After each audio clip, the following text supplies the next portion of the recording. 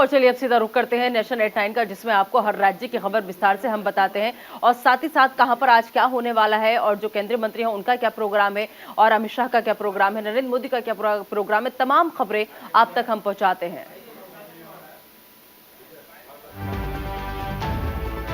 खबरों की शुरुआत करते हैं प्रधानमंत्री नरेंद्र मोदी से। पीएम नरेंद्र मोदी आज रेडियो कार्यक्रम मन की बात के जरिए देशवासियों के साथ अपने विचार साझा करेंगे। मन की बात कार्यक्रम का ये 102वां एपिसोड है। गौरतलब है कि हर महीने के आखिरी रविवार को सुबह 11 बजे मन की बात का प्रसारण किया जाता है। इस बार 25 जून को आखिरी रविवार है, लेकिन प्रधानमंत्री मोदी उस दौरान अमेरिका की यात्रा पर रहेंगे और इसीलिए मन की बात का प्रसारण इस बार एक हफ्ते पहले होगा। पीएम मोदी ने 13 जून को ही ट्वीट कर जानकारी दी थी। इस बार 18 जून 2023 को मन की बात कार्यक्रम प्रसारित होगा। उन्होंने कार्यक्रम के लिए देश के नागरिकों से सुझाव आमंत्रित किए थे। पीएम मोदी ने कहा कि आपके सुझाव पाकर हमेशा खुशी होती है।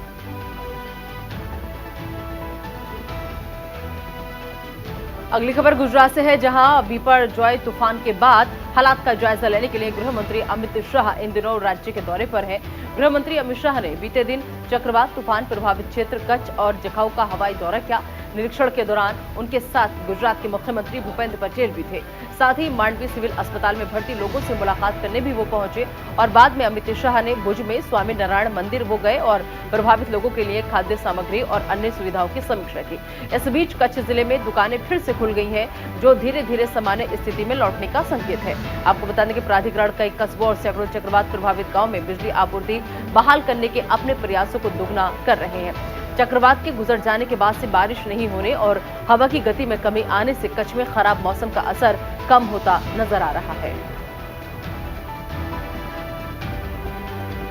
खबरों में हम रुख करते हैं उत्तर प्रदेश की ओर, जहां पर रक्षा मंत्री राजनाथ सिंह के 3 दिवसीय लखनऊ दौरे का आज आखिरी दिन है, जहां पर वो कई कार्यक्रम में शामिल होंगे। इससे पहले बीते दिन उन्होंने शनिवार को आत्मनिर्भर भारत पर एक कार्यक्रम के दौरान सभा को संबोधित भी किया था।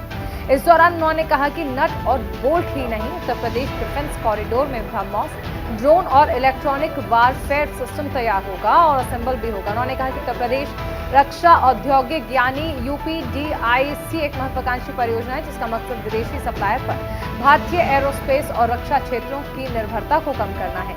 रक्षा मंत्री ने कहा कि अभी तक करीब 2500 करोड़ का विभिन्न इकाइयों की ओर से यूपीडीआईसी किया गया है।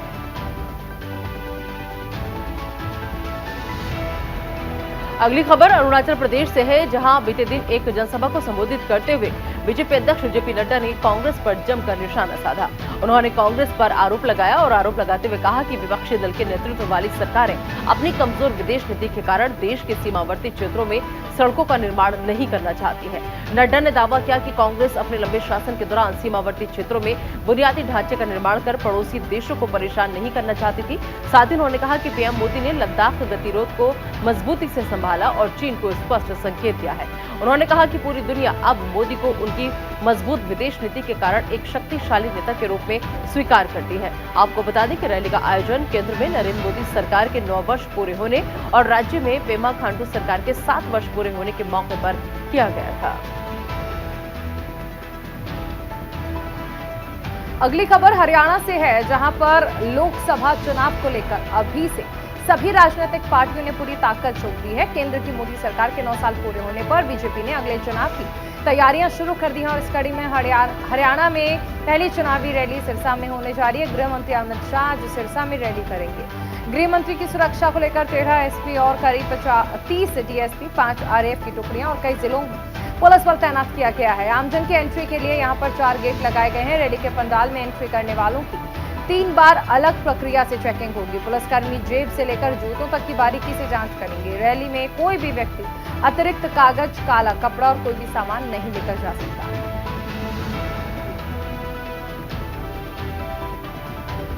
और अब बात करेंगे उत्तर प्रदेश के मुख्यमंत्री योगी आदित्यनाथ की। आपको बता दें कि योगी आदित्यनाथ राजधानी लखनऊ में ग्लोबल इन्वेस्टर समिट में 35 लाख करोड़ रुपए के MOU को धरातल पर लाने के लिए नियुक्त 102 उद्यमी मित्रों को नियुक्ति पत्र बांटे और साथ ही 232 करोड़ रुपए की प्रोत्साहन राशि का भी वितरण किया।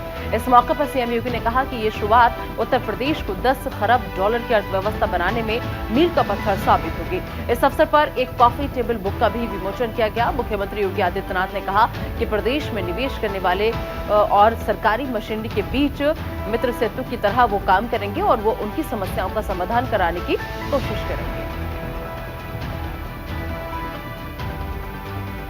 अगली खबर राजस्थान से है, जहां दिल्ली के सीएम अरविंद केजरीवाल और पंजाब के सीएम भगवंत मान आज गंगानगर में रैली को संबोधित करेंगे, जहां रैली के जरिए दोनों नेता चुनावी शंखनाद करेंगे और साथ ही रैली में भ्रष्टाचार, पेपर लीक, बिजली, पानी जैसे मुद्दों को उठाया जाएगा।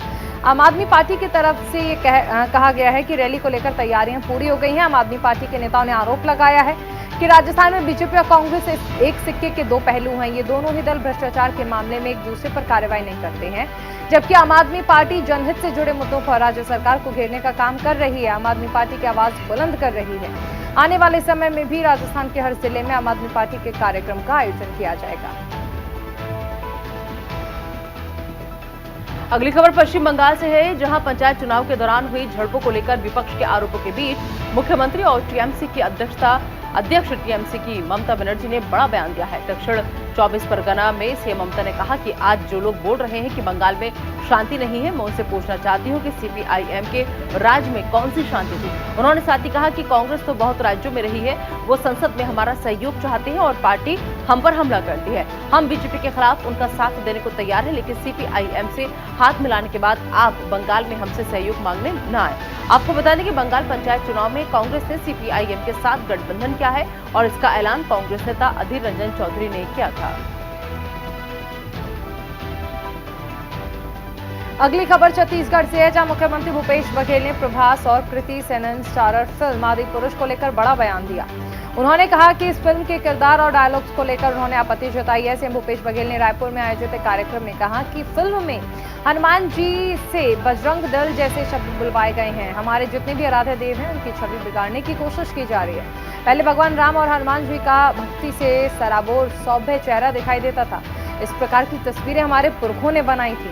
इस फिल्म में भगवान राम और युद्धक राम और बजरंग बली को एंग्री बर्ड के रूप में दिखाया गया, जो बहुत क्रोधित है। उन्होंने आरोप लगाया है कि फिल्म का संवाद और भाषा अमर्यादित है। साथ ही उन्होंने कहा कि फिल्म में बजरंग बली की किरदार से बजरंग दल की भाषा बुलवाई गई है। अगली खबर हिमाचल प्रदेश से, जहां आज मुख्यमंत्री सुखविंदर सिंह ने कैबिनेट की अहम बैठक बुलाई है। सीएम सुक्खू की अध्यक्षता में होने वाली मंत्रिमंडल की अहम बैठक में शिक्षा विभाग में एनटीटी और जल शक्ति विभाग में पैरा वर्करों की भर्ती से संबंधित फैसले लिए जा सकते हैं। कई विभागों में खाली पड़े पदों को भरने और मुख्यमंत्री की बजट घोषणाओं पर भी मुहर लगने की संभावना जताई जा रही है। आपको बता दें कि इससे पहले बैठक का आयोजन बीते महीने 18 जून को शिमला में हो रहा था, लेकिन बाद में बैठक के समय में बदलाव किया गया। अब देखना यह होगा कि बैठक के बाद हिमाचल में क्या कुछ प्रशासनिक बदलाव देखने को मिलते हैं। अगली खबर झारखंड से है, जहां झारखंड के सीएम हेमंत सोरेन ने अधिकारियों के साथ हाई लेवल मीटिंग की। राज्य के शिक्षकों को लेकर सख्त निर्देश दिए गए हैं। उन्होंने कहा कि झारखंड एजुकेशन रिफॉर्म की तरफ आगे बढ़ रहा है। पहले चरण में 80 स्कूलों को स्कूल ऑफ एक्सेलेंस के रूप में तब्दील किया गया। सभी वर्ग समुदाय के लोगों ने शिक्षा के क्षेत्र में की गई इस नई पहल का स्वागत किया।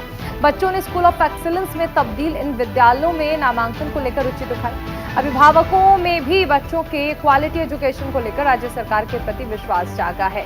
आने वाले समय में सरकार की ये नवीन पहल राज्य के लिए मील का पत्थर साबित होगी और इसीलिए मुख्यमंत्री ने अधिकारियों को दिशा निर्देश दिए हैं कि किसी भी स्कूल ऑफ एक्सीलेंस की व्यवस्था ध्वस्त न हो, ये सुनिश्चित रहे। और अगली खबर ओडिशा से है, जहां मुख्यमंत्री नवीन पटनायक ने सुंदरगढ़ जिले में हॉकी के विकास और प्रचार के लिए वन स्टेप अहेड पहल की शुरुआत की है। सीएम पटनायक ने बीजू पटनायक हॉकी स्टेडियम में वर्चुअली इस बैठक की शुरुआत की। वन स्टेप अहेड की शुरुआत जेएसपी फाउंडेशन और डीटीएसआरडीएफ के ज्वाइंट वेंचर के तहत की गई है। वर्चुअल संबोधन के दौरान सीएम पटनायक ने जेएसपी फाउंडेशन और साथ ही साथ डीटीएसआरडीएफ के प्रयासों की सराहना करते हुए कहा कि ये पहल सुंदरगढ़ में जमीनी स्तर पर हॉकी को और मजबूत करेगी। वन स्टेप अहेड पहल के तहत सुंदरगढ़ के 10 ब्लॉकों के 215 गांव के 5000 नवोदित प्रतिभागियों को हॉकी किट, स्टिक, गेंद और जर्सी दी गई। ग्रामीण युवा प्रतिभाओं के विकास के लिए GTSRDF विभिन्न हॉकी स्पर्धाओं और टूर्नामेंटों का भी आयोजन कराने की तैयारी में है। खबरों में अब रुक करेंगे राजस्थान का। मुख्यमंत्री अशोक गहलोत ने मुंबई में 15 से 17 जून तक आयोजित 3 दिवसीय राष्ट्रीय विधायक सम्मेलन को वर्चुअली संबोधित किया। इस मौके पर मुख्यमंत्री गहलोत ने कहा कि राजनीति सेवा का माध्यम है। राजनीति में आने के बाद जनप्रतिनिधियों का धर्म पूरी ईमानदारी, निष्ठा और प्रतिबद्धता के साथ जनता की सेवा करना है। उन्होंने आगे कहा कि राष्ट्रीय विधायक सम्मेलन में पूरे देश के विधायकों का एक साथ संवाद करना लोकतंत्र के लिए शुभ संकेत है, और लेकिन हॉर्स ट्रेडिंग से चुनी हुई सरकारें गिराने की परंपरा गलत है। अगली खबर पंजाब से है। मुख्यमंत्री भगवंत मान ने चंडीगढ़ के म्यूनिसिपल भवन में आयोजित कार्यक्रम में शिरकत की और 410 नवनियुक्त कर्मचारियों को नियुक्ति पत्र बांटे। इस मौके पर उन्होंने संबोधन में स्थानीय सरकार, वाटर सप्लाई और सैनिटेशन विभाग के नवनियुक्त कर्मचारियों का प्रोत्साहन किया और इसके साथ ही उन्होंने विरोधियों पर भी जमकर निशाना साधा। सीएम मान ने कहा कि हमारी सरकार की नीयत अच्छी है और नौजवानों को नौकरी देना हमारी पहल है। उन्होंने कहा कि वो 29,000 से ज्यादा नौकरियां दे चुके हैं और आज 410 परिवार विकास की ओर बढ़ेंगे। सीएम भगवंत मान ने आगे कहा कि सरकार कानूनी पहलुओं पर विचार कर नौजवानों को नौकरियां दे रही है, जिससे किसी भी नौजवान को कोर्ट कचहरी के चक्कर न काटने पड़े। और अब बात उत्तराखंड के मुख्यमंत्री पुष्कर सिंह धामी की करते हैं, जिन्होंने राजधानी देहरादून में राज्य के 55 पुलों का वर्चुअली उद्घाटन किया। इस दौरान सीएम धामी ने कहा कि हेस्को और ICICI बैंक ने संयुक्त रूप से मुहिम के रूप में निर्माण कार्य शुरू किया था। दोनों संस्थाओं ने 55 पुलों का निर्माण कार्य राज्य के 10 जिलों में किया, जिसका सीधा लाभ दूर दराज के गाँव में रहने वाले बच्चे, महिलाओं और बुजुर्गों को मिलेगा। बता दें कि उत्तराखंड के 11 पहाड़ी इलाकों में आते हैं, जिससे यहाँ रहने वाले लोगों को बारिश, ओलावृष्टि और भूस्खलन की समस्याओं से जूझना पड़ता है। ऐसे में पुलों का निर्माण करने से यहाँ के लोगों को इन सभी समस्याओं से छुटकारा मिलेगा। अगली खबर बिहार से है, जहां पटना में 23 जून को होने वाले विपक्षी दलों की बैठक से पहले पूर्व उप मुख्यमंत्री और राज्यसभा सांसद ने मुख्यमंत्री नीतीश कुमार पर जोरदार निशाना साधा। सुशील कुमार मोदी ने कहा कि विपक्षी एकता के नाम पर भ्रष्टाचार में डूबे वंशवादी दलों की बैठक बुलाई गई है और ये सभी दल केवल अपनी अपनी दुकान बचाने के लिए एक साथ दिख रहे हैं। उन्होंने कहा कि इस जुटान का न देश हित, लोकतंत्र और विकास से कोई वास्ता है और न इनमें से कोई दल अपने प्रभाव वाले राज्य में दूसरे गैर बीजेपी दल से हाथ मिलाने को तैयार है। साथ ही उन्होंने कहा कि इस तरह की बैठकों का असर 2024 के चुनाव पर नहीं पड़ेगा और नरेंद्र मोदी के नेतृत्व में एनडीए की सरकार बनेगी। बात कर लेते हैं त्रिपुरा की, जहां पर बीजेपी अध्यक्ष जेपी नड्डा ने राजधानी अगरतला में मोदी सरकार के 9 साल पूरे होने पर एक विशाल जनसभा को संबोधित किया। मंच पर जेपी नड्डा के साथ राज्य के मुख्यमंत्री माणिक साहा भी मौजूद थे। इस मौके पर सीएम साहा ने कहा कि पिछली सरकार के शासन में देश एक के बाद एक घोटालों से त्रस्त था। इसके विपरीत आज के भारत में विकास की लहर है। त्रिपुरा विकास की दृष्टि से देश की मुख्यधारा में अग्रणी प्रांतों में से एक है। दूसरी तरफ बीजेपी अध्यक्ष जेपी नड्डा ने पीएम मोदी की सरकार की तारीफ की और मोदी सरकार की तरफ से 9 साल में किए गए विकास कार्यों को जनता को पहुंचाया। इससे पहले बीजेपी अध्यक्ष ने सीएम माणिक साहा के साथ द्रोणाचार्य श्री विश्वेश्वर नंदी से मुलाकात की, तो वहीं गायक तिथि देव वर्मा से भी बीजेपी अध्यक्ष ने मुलाकात की।